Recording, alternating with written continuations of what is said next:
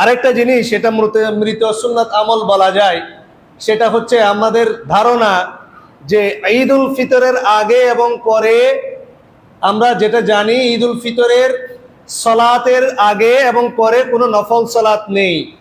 ঈদ উল ফিতরের সলাতের আগে কোনো নফল সলাত নেই, ঈদ উল ফিতরের সলাতের পরে মসজিদে কোনো নফল সালাত নেই।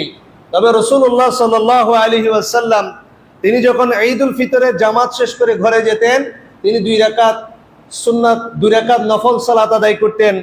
হাদিসটা সুনানি ইবনু মাজার মধ্যে এসেছে, 1293 নম্বর হাদিস। আবু সাঈদ খুদরি রাদিয়াল্লাহু তাআলা আনহু বলছেন, কানা রাসূলুল্লাহ সাল্লাল্লাহু আলাইহি ওয়াসাল্লাম লা ইউসাল্লি ক্বাবলা আল-ঈদ শাইআ। আল্লাহ রাসূল সাল্লাল্লাহু আলাইহি ওয়াসাল্লাম ঈদ উল ফিতরের সালাতের আগে, ঈদের সালাতের আগে তিনি কোনো সালাত আদায় করতেন না। ফাইদা রাজা ইলা মানজিলিহি, তবে ঈদের সালাত আদায় করার পরে তিনি যখন ঘরে যেতেন, তিনি যখন ঘরে প্রবেশ করতেন, সাল্লা রাকাতাইনি, তিনি 2 রাকাত সালাত আদায় করতেন। এইজন্য আল্লাহ সুবহানাহু ওয়া তাআলা যেহেতু আমাদেরকে খুশির দিন দিয়েছেন, আমরা চেষ্টা করব এই ঈদের সালাত আদায় করে, খুতবা শ্রবণ করে, কুশল বিনিময় করে আমরা বাসায় গিয়ে 2 রাকাতের সুন্নাত আদায় করার জন্য, 2 রাকাত সালাত আদায় করার জন্য আল্লাহ সুবহানাহু ওয়া তাআলা তৌফিক দান করুন। আল্লাহুম্মা আমিন।